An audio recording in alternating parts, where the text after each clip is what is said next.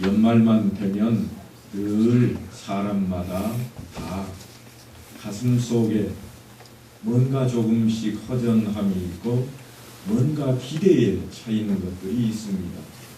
지난 시간들을 되돌아볼 때에는 다 이루지 못한 것 때문에 허전함이 또는 뭔가 부족하다는 생각이 들지만 또한 새로운 한 해를 생각할 때에는 야, 이제는 뭔가 다시 시작해보자.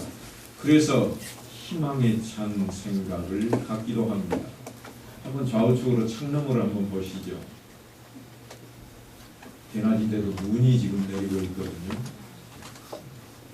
과거 같으면, 어린 시절 같으면 지금쯤 밖에 나가서 뛰놀며 즐겁게 외쳤을 것입니다만 이제는 그렇지만은 못한 게 우리들 실정인 것 같습니다. 왜냐하면 문명이 발전하면서 이제는 차량으로 움직이다 보니까 차 움직일 걱정을 해야 되고요. 길거리가 전부 다 포장이 되어 있다 보니까 미끄러질 것 걱정해야 되고, 이래서 우리가 생각하는 게 과거하고 많이 달라졌습니다. 어디 우리의 사는 모습만 그러겠습니까? 우리의 신앙도, 우리의 믿음도 많이 바뀌어 있는 것을 발견하게 됩니다. 성경이 기록될 당시까지만 해도 믿음이 어떠했는지 오늘은 그 내용을 좀 다루면서 함께 이 연말을 보내고자 하는 것입니다. 재미있는 이야기를 좀 한 토막 하고 넘어가야 되겠습니다. 천주교인과 개신교인과 유대교인 세 사람이 모여서 누가 더 많은 물질을 하나님께 드리는지 자랑하기 시작했다고 합니다. 꾸며놓은 이야기입니다. 실제로 생각하지 마십시오. 먼저 천주교인이 말을 합니다. 이제 나는 땅에 줄을 딱 그어놓고 돈을 공중에다가 휙 던져가지고 왼편에 떨어지는 것은 내 거, 오른편에 떨어지는 것은 하나님 거 한다. 이렇게 자랑을 했습니다. 어느 쪽에 더 많이 떨어질까요, 여러분? 네? 왼편에 더 많이 떨어질까요? 오른편에 더 많이 떨어질까요? 던지는 사람 마음이죠, 그죠? 줄 꺼놓고 어디다 던질지는 던지는 사람 마음입니다. 그러니까 자기 마음대로 하겠다, 그 얘기예요. 두 번째로 개신교인이 야야 그 정도 가지고 되겠냐? 나는 저만큼의 동그라미를 내가 그리고 싶은 만큼 그려놓고 공중에다가 휙 잡아 던진다. 그래서 동그라미 안에 떨어지는 것은 하나님 거, 밖으로 떨어지는 건 내 거에. 얼마나 동그라미 안으로 떨어질까요? 참 모를 일입니다. 동그라미를 얼마만큼 크게 그릴지도 모르겠습니다. 그래놓고 자기들이 다 드린다고 그렇게 자랑을 하고 있습니다. 그 이야기를 듣고 있던 이 유대교인이요, 이렇게 말문을 여옵니다. 나는요, 내가 가진 것 다 하나님께 드려버립니다. 그래서 이 두 사람이 깜짝 놀랐습니다. 아니 정말입니까? 그러자 그때 유대교인이 하는 말이요, 그럼요, 나는 저 공중에다 대고 하나님 여기 있습니다 하고 다 던집니다. 하나님이 가져가신 거 빼놓고는 내가 다 갔습니다. 그랬다는 이야기입니다. 사람들이 얼마나 욕심이 많은지를 드러내는 풍자된 유머입니다. 얼마나 욕심이 많으면 이렇게 하든 저렇게 하든 다 자기들이 가지겠다고 하는 그런 속셈이 드러나는 이야기이겠습니까? 이제 금년도 마지막 주일을 보내면서 저는 새해에는 우리 엄다교회 성도들이 하는 일들이 다 잘 되었으면 좋겠습니다. 기왕이면 하나님이 주시는 물질적인 축복을 많이 받으셔서 하나님께도 영광을 돌리시고 우리 교회를 위해서도 크게 기여할 수 있게 되기를 간절히 소망을 합니다. 특히나 지난 한 해 동안에 힘들었던 분들은 새해에는 정말 회복되시기를 간절히 축원합니다. 오늘 봉독한 본문 말씀은 예수님께서 베드로와 야고보 그리고 요한을 제자로 부르시는 그런 장면입니다. 이들은 지금 게네사렛 호숫가에서 물고기를 잡는 어부들이었습니다. 게네사렛이라 하는 이 지명은요, 갈릴리에 대한 다른 이름입니다. 흥미로운 것은 마태나 마가, 요한은 모두가 갈릴리를 바다라 그랬습니다. 그런데 누가만 호수라고 보고 있습니다. 실제로 갈릴리 지역에 가보면 이곳은 바다가 아니라 호수입니다.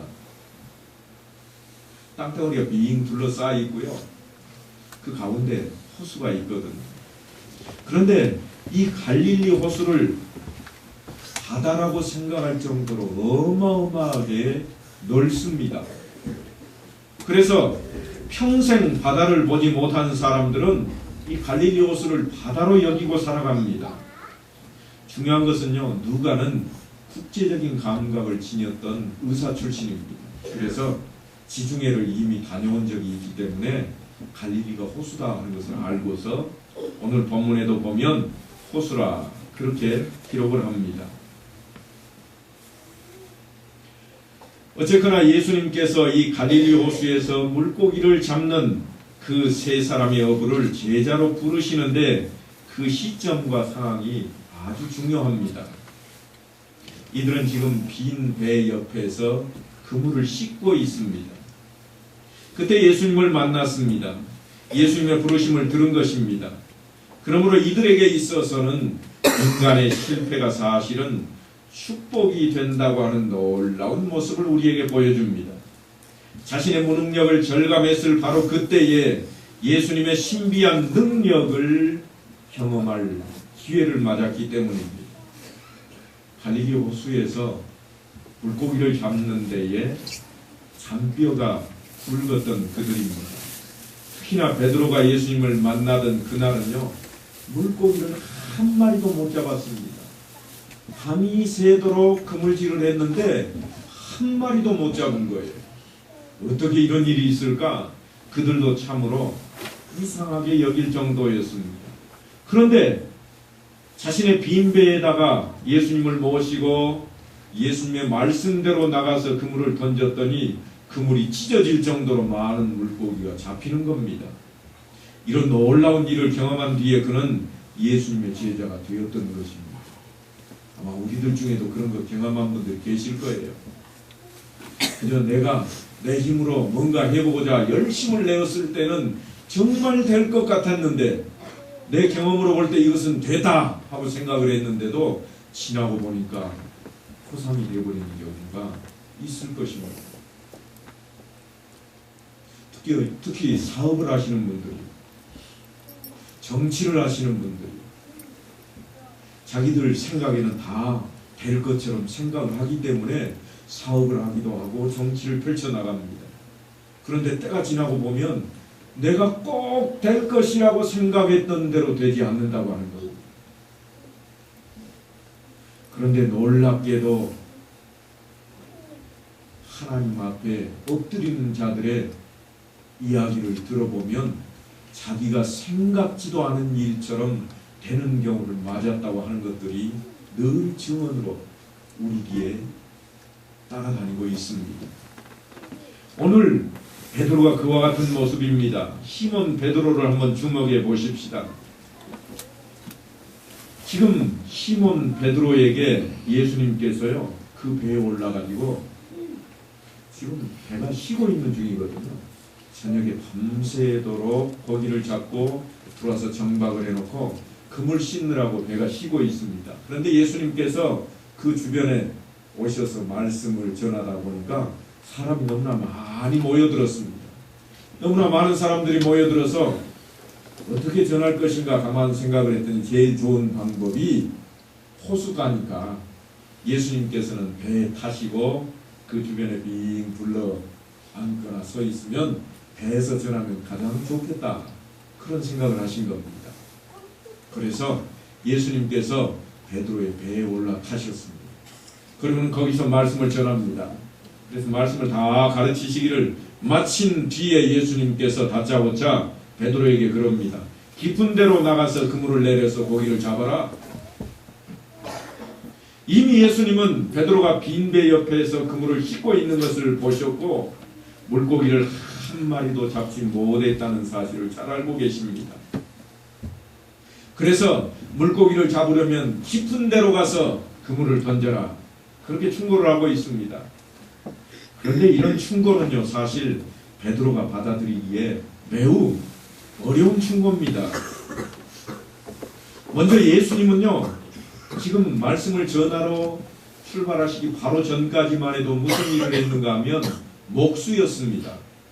연장 들고 나무 깎고 나무로 뭔가 만드는 목수였다고요. 그런데 반해서 베드로는 무슨 일을 하는 사람이었는가 하면 어부였습니다. 고기잡이였습니다. 잔뼈가 굵은 사람입니다. 사자성어 가운데 연목 구어라 하는 말이 있습니다. 나무에서 물고기를 구한다, 그런 내용인데요. 여러분, 나무에서 물고기를 구할 정도면 될 일인가요? 안 될 일인가요? 안 될 일이잖아요.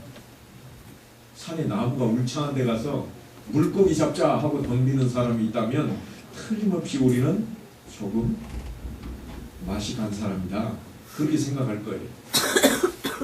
그런데 목수 출신인 예수님이 어부인 자기에게로 와서 말하기를 깊은 데로 가서 그물을 던지시오, 그런단 말이죠. 제가 물고기 잡는 일에 대해서는 전혀 모릅니다만 물고기는 깊은 데는 없답니다. 근데 물고기가 없대요.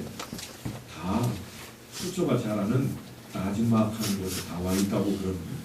그래서 그물을 절대로 깊고 깊은 데다 던지질 않는다고 그럽니다. 대부분은 멀리 나가서 깊은 바다로 나가는 것 같지만 거기에는 바닷속에도 산처럼 솟아 올라나온 것들이 있어서 해초가 많이 있는 그런 지역을 찾아서 그물을 던진다고 그럽니다. 그런데 지금 예수님께서 깊은 데 가서 그물을 던지라고 그랬습니다. 받아들이기가 정말 어려운 충고입니다. 한번 생각을 해보시죠. 제가 농사 짓는 여러분에게 금년에는 이렇게 한번 농사를 지어 보십시오. 그럼 여러분 뭐라고 그러시겠어요? 에이, 목사님 하실 일이나 하세요. 농사 짓는 거 우리가 잘 알지 당신이 잘 알겠어? 틀림없이 그러실 거라고요. 네? 그러실 겁니다. 제가 다짜고짜 가을에 접시를 뿌립시다 그러면 드디어 미쳤군, 틀림없이 그러실 겁니다. 지금 예수님께서 사실은 그런 행동을 하고 계시는 거거든요. 갈릴리 호수에서는요, 대부분 우리나라처럼 이렇게 눈 내리는 그런 곳이 아닙니다. 사실은 1년 12달 가도 눈이 내리지 않는 그런 땅이거든요. 그런 바다에서는 어떻게 물고기를 잡는가 하면 밤에 배에다가 등불을 켜놓고 그 불빛을 보고 몰려드는 고기들을 이 바다 가에, 호수 가에서 잡는다고 그럽니다. 그런데 지금 환한 대낮입니다. 그런데 또 더더군다나 깊은 데로 가서 그물을 던지라고 그럽니다. 시간상으로 고기를 잡을 수 있는 그런 때가 아닙니다. 게다가 이 그물을 깨끗이 씻어서 지금 청소를 다 해놨습니다. 그물을 한 번만 던졌다가 끌어올리면은요, 어물들이 잔뜩 끼어가지고 청소하는 게 일이라고 그래요. 그런데 놀랍게도 지금 베드로가 예수님의 말씀에 이렇게 답변을 합니다. 밤이 새도록 수고하였으되 잡은 것은 없지만은 말씀에 의지하여 내가 그물을 내리리이다. 참 놀랍지 않으세요? 저는 이 대목만 보면 참 대단하다 그런 생각을 합니다. 베드로는 이미 고기 잡는 데 있어서는 이골이 나 있는 사람입니다. 안 될 일을 알고 있는 사람입니다.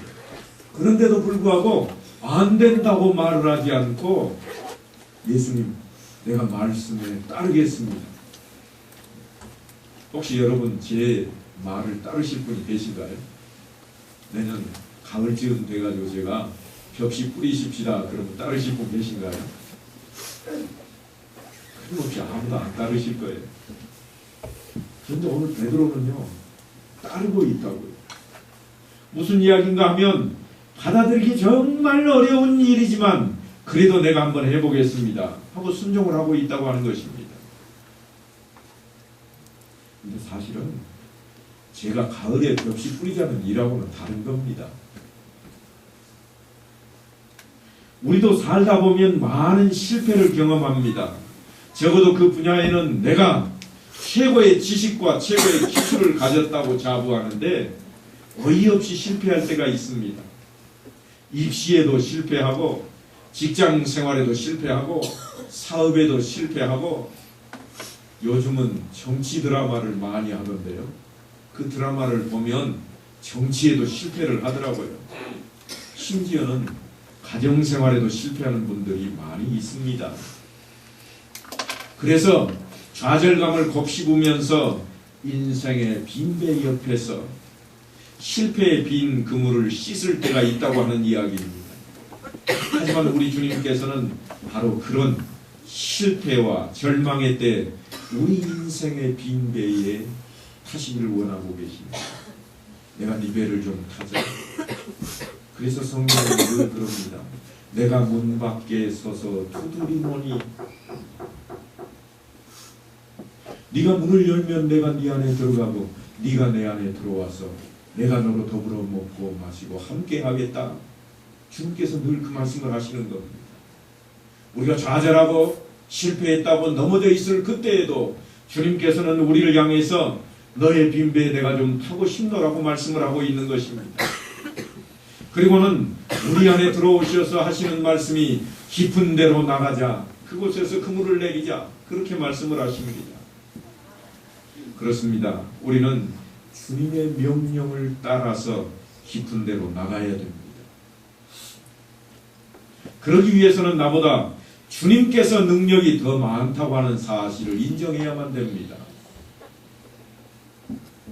이 말을 전하는 제게 능력이 있는 게 아닙니다. 그래서 제가 하자는 대로 가을에 벽시 뿌리면 틀림없이 망합니다. 하지만 제가 아니라 주님의 말씀을 여러분들이 따르셔야 된다고 하는 겁니다. 주님께서 하신 말씀이 성경에 가득 기록이 되어 있습니다. 금년에도 성경을 7독까지 하신 분도 계시고 1독씩 하신 분들이 약 20-30명이나 됩니다. 하지만 저는 바라기는 더 많은 분들이 제발 성경을 읽고 계시면 좋겠다 하는 생각입니다.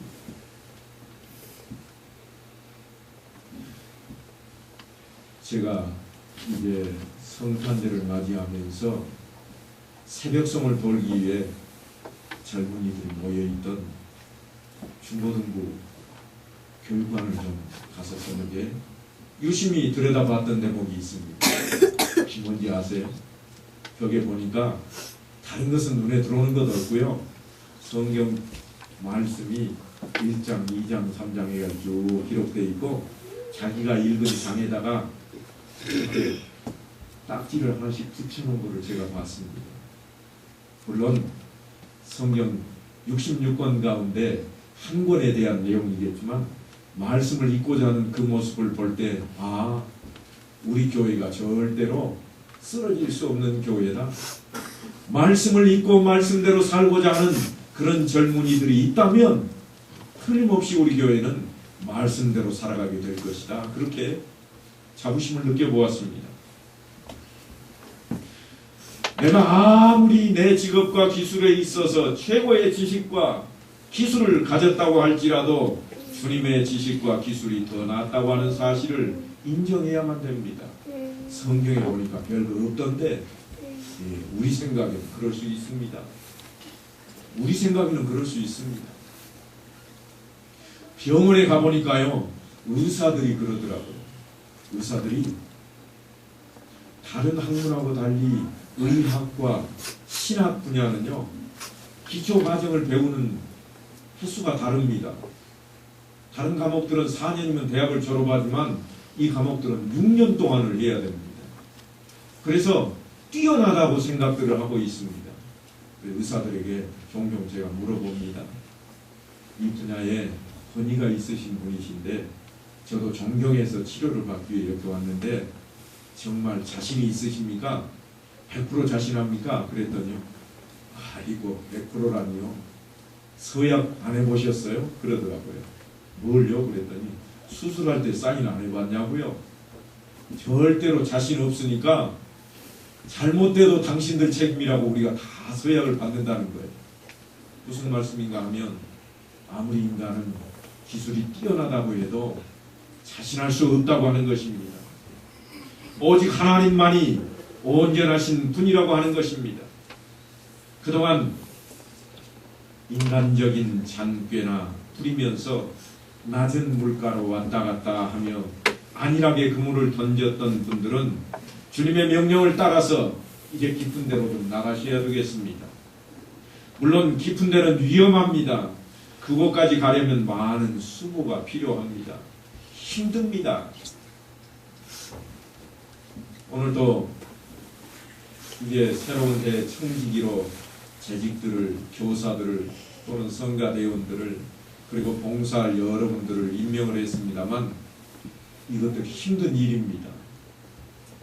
이 일들은요, 교회 생활에서는 깊은 데에 있는 일들입니다. 틀림없이 그렇기 때문에 힘든 일들입니다. 하지만 이것을 게을리하고 물가에서 그저 쉽게만 하려고 생각하시는 분들에게는 깊은 데로 가서 잡을 수 있는 고기가 결코 들어오지를 못합니다. 주님께서는 지금 깊은 데로 가자고 외치고 계십니다. 힘들고 어렵고 정말 수고스럽지만 깊은 데로 가자고 그럽니다. 편안하게 그저 이름이나 내걸고 내 이름 엄다교에 걸려있다 이렇게 생각하고 지내버린다면 그의 수고도 그의 이름마저도 다 헛것이 되어버리고 말 것입니다. 고기 잡기 편한 곳에 머물러서서 쉽고 편하게 그물을 던져서는 안 된다고 하는 것입니다.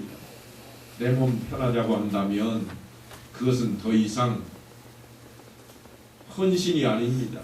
수고가 아닙니다. 멀리 나가서 깊은 데에 그물을 내려야 됩니다.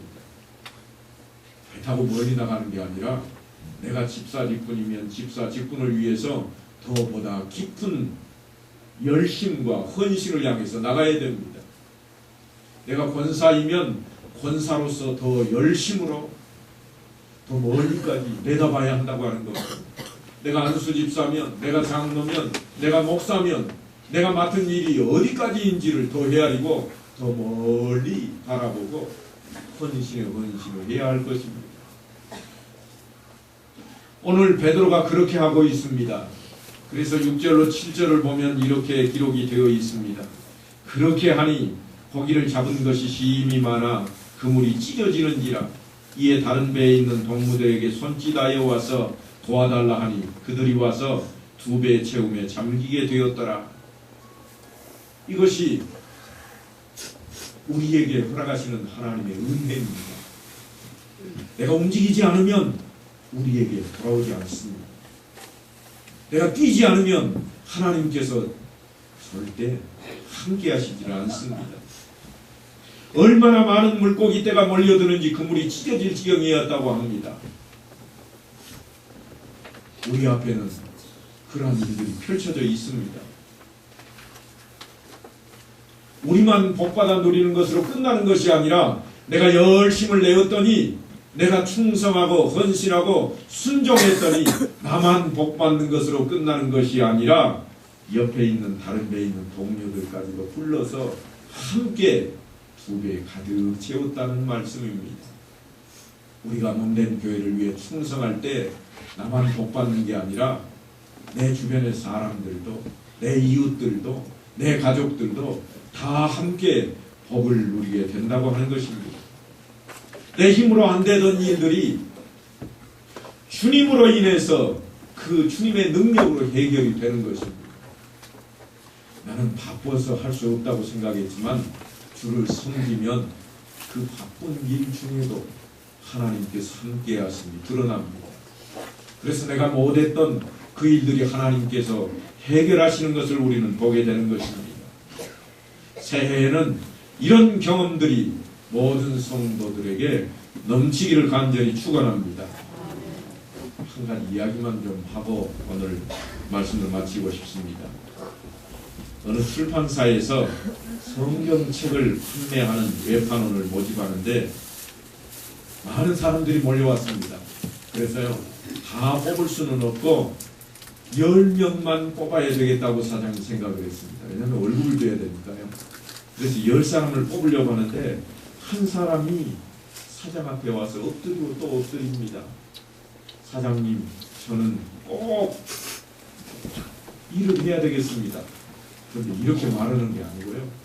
무슨 말을 하는지 모르겠는 거예요. 이렇게 하는 거예요.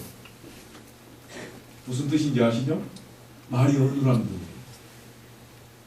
그래서 말을 처음부터 끝까지 한 문장을 하려면 엄청나게 길게 하는 거예요. 이분이 좀 뽑아달라고 그러는 거예요. 사장이 안 된다고 고개를 절레절레 흔들었다가도 하도 쫓아와서 지가 한 번만 나가면 안 되겠지. 그래서 뽑았습니다. 10사람 중에 한 사람을 뽑았습니다. 그런데 하다가 안 되면 그만두겠지 그랬는데 놀랍게도요. 한 달이 지난 뒤에 판매 실적을 따져보니까 그 사람이 1등이에요. 다른 사람들은 얼마 못 팔았는데 이 사람은 몽땅 팔았습니다. 도대체 그 비결이 뭐냐 하고 많은 사람들이 물어봤습니다. 그래서 이 사람이 대답을 하는데 대답을 하는데도 무슨 말인지 알아듣기가 참 쉽지가 않습니다. 그래서 차분하게 들어봤더니 그 이유가 이렇습니다. 그 사람이 어느 집에 가서 초인종을 띵동 하고 누른 다음에 사람이 나오면 되지 않는 말로 성경책을 사실랍니까? 아니면 내가 이 성경책을 들어가서 읽어드릴까요? 이 말을 하는데 한 20분이 걸리는 거예요. 네? 답답하잖아요. 그래서 어떻게 하는가 하면 예, 알았어요. 얼마예요? 그리고는 책을 금방 사고 돌려보낸다는 거예요. 그래서 이분은 가는 집마다 성경책을 못 팔고 돌아오는 집이 없어요. 그러니까 판매 실적 1등입니다. 여러분, 누가 똑똑한 사람인가요? 말 잘해야 되잖아요. 외판원들은 얼굴도 좀 잘생겨야 되잖아요. 그래야 좀 쉽게 문 열고 들어갈 수 있고 친근감이 있어 보여야 되잖아요. 그런데 이 사람은 그런 게 없습니다. 오직 있는 것이라고는 말 더듬는 거, 정말 답답한 거, 이거밖에 없거든요. 그런데 이 사람이 외판 1등 했습니다. 여러분, 우리가 웃고 있지만 웃어넘길 일이 아닙니다. 내년 한 해에는 나는 그 말더듬이보다도 더 형편없는 사람이라고 생각하시는 분이 계시거든. 나는 그런데도 교회에서 직분을 맡겼다고 생각하시거든. 그분처럼 뛰십시오. 제가 그거를 소망합니다. 그래서 1등장 한번 되십시오. 1인장 한번 되십시오. 이게 하나님의 방법입니다. 하나님의 방법이에요. 여러분, 지나온 한 해를 볼 때 우리나라에 제일 유명했던 사람이 누군지 아세요? 한때는 박세리가, 한때는 김연아가 유명하더니 지난 한 해에는요, 누가 유명했죠? 박태환이 유명했거든요. 수영선수잖아요.